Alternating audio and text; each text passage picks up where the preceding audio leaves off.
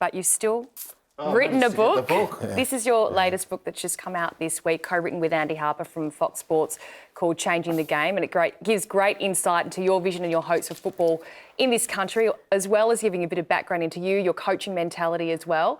And I was quite surprised to read, it was quite sweet actually, that the inner coach was in you even when you were a young boy. Yeah, look, it's something I've always, I guess, wanted to do. I didn't think I was ready to write an autobiography yet. That's Parade, the high school team. So you were 12 years old 1978. Yeah, I was, and the coach was the music teacher who thought it was better to do the homework marks rather than take training. So I sort of took charge. I don't know why. And I don't know why all my mates, who are still mates from that photo, were listening to me back then. And we were wearing the old footy jumpers, the sleeveless Aussie rules jumpers, because they didn't have, jumpers for us. And, yeah, that's kind of where the coaching career. And, yeah, look, with the book, it's just...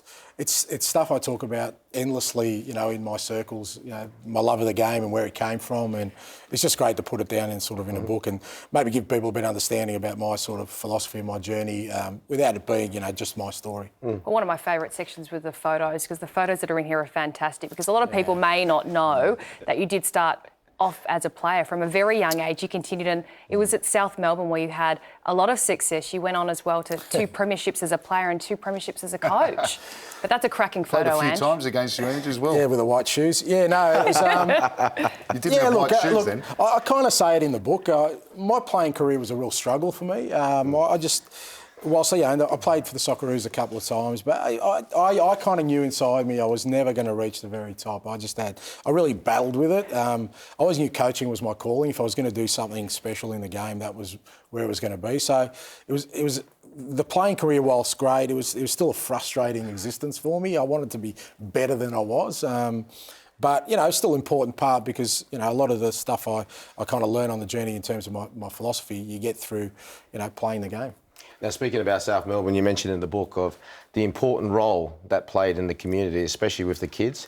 Yeah. Do you see a future for the likes of South Melbourne and all the old clubs in Australian football for them to play a role? Yeah, look, I explain in the book. I mean, people forget that those clubs at that time were not sporting clubs or just sporting clubs. Yes. They were a social hub and a kind of security blanket for people who'd come halfway around the world, didn't know the language, 6 days of the week are battling just to get simple things done, and can walk through a set of gates and feel like they're at home.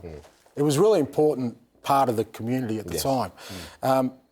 The question of do they have a role, they can have the role. What they failed to do, I think, was change as the people that they sort of comforted in that time changed. Because as the generations went on, we changed as people as well in terms of our expectations when we go to sporting game contests now. It had to become something more.